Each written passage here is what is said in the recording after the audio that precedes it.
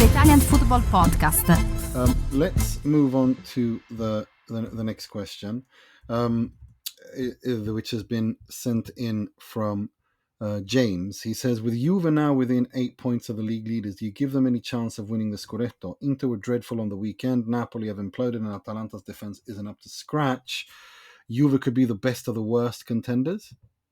What do you think? I think we need to steady on. Look, Juventus have just won 4 games in a row. This is the first time this season. They only once this season have they won 3 or more. Only twice this season have they won 2 games in a row.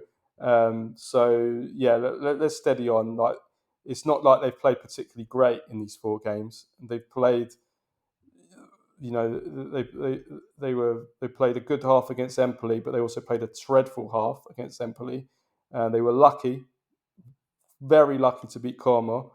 And against Inter, they got completely outplayed for 45 minutes and then played excellent in the second half. And then against Cagliari, they played excellent in the first half and then disappeared in the second half. So this is and then during all that, in between all that, they got hammered by a pretty average PSV team in Champions League. So this isn't a team that's really playing well. And they're 8 points behind still. So for them to get in the Scudetto race, 2 things will need to happen. First of all, they'll need all the teams ahead of them to be dropping points, and which is not impossible the way they're playing, but it also needs that, and it needs Juventus to continue going on another winning run. They're going to have to win another 4 or 5 in a row to try and get back into it. And are they good enough for both of these things to happen? It's unlikely. And I think what they should be focusing on is the top 4. People are starting to talk now that like top 4 is in the bag. They're 2 points ahead of Lazio. Top 4 is not in the bag.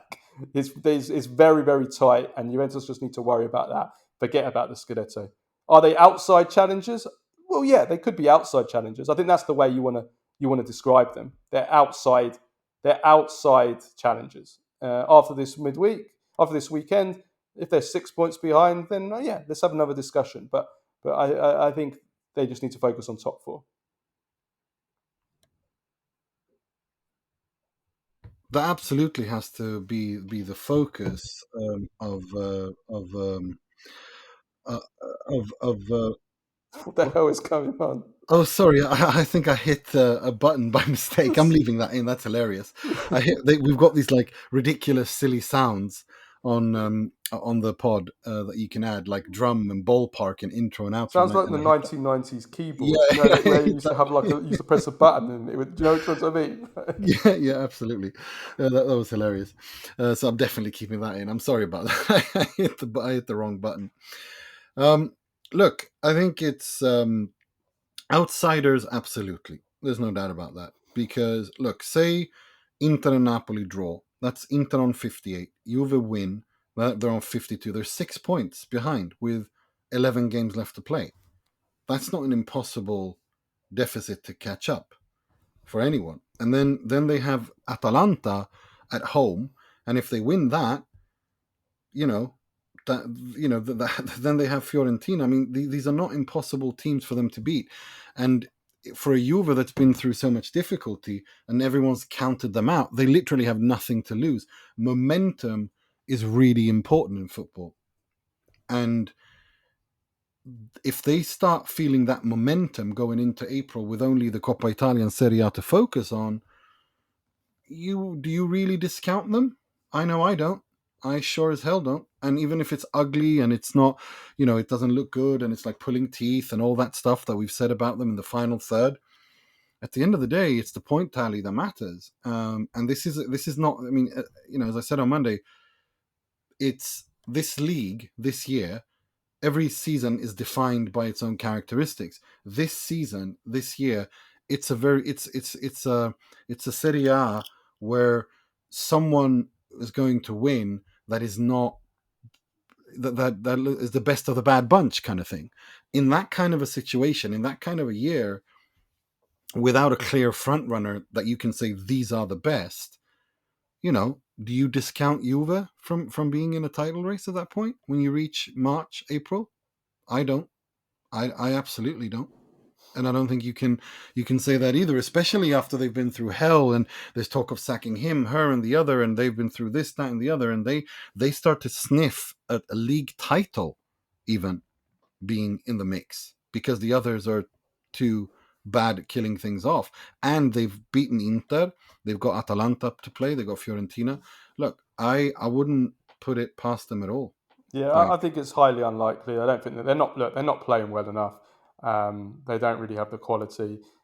They certainly don't have the experience. They don't have a single player in their squad that's ever been in a title race or won a title. that's And true. and so it's I can't see it happening. But like you said, the points are the points. And if in a few weeks' time it's down to 4 points or 3 points or something, then yes, absolutely, because based on maths, they're in the Scudetto race. Yeah. But yeah, I think, listen, they need to focus on the top four. They shouldn't even be thinking about that. If in a few weeks' time they've got top four in the bag and they're there or thereabouts, then why not go for it? Why not?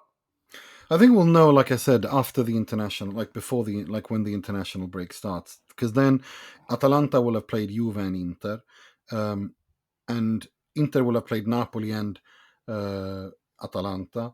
So, and then we'll see where everyone is essentially. That's when I think we'll have a good idea. If Juve win their next 3 games against Verona, Atalanta, and Fiorentina, and you know they could, there's actually a possibility they can even overtake Atalanta. Like, it's not impossible. Yeah. They're only 5 points behind Atalanta, and they play them. They win that you cut down that to 2. Yeah, So sure, yeah. it's, again, momentum is very important in football, and how do Napoli react to this? They also play Fiorentina and Inter. And then they got Venezia, and then they got Milan I'll give after the Juventus one international. thing. I think they do seem to have a few more goals in their team now. They do seem to have a few more goals. You watch them now and think that you think they're going to score now, whereas until very recently I'd watch Juventus game and think they're never going to score. They're never even going to create. So they've got that on their side, I guess. They do. They really do. And it's like, that's why it's become so important not to lose games and draw like they have. The 13 draws they have are so important. That's the only reason we're even having this discussion, is because of those 13 points. The fact that if you can avoid losing in the Serie A is very, very important. It's incredibly important. And it's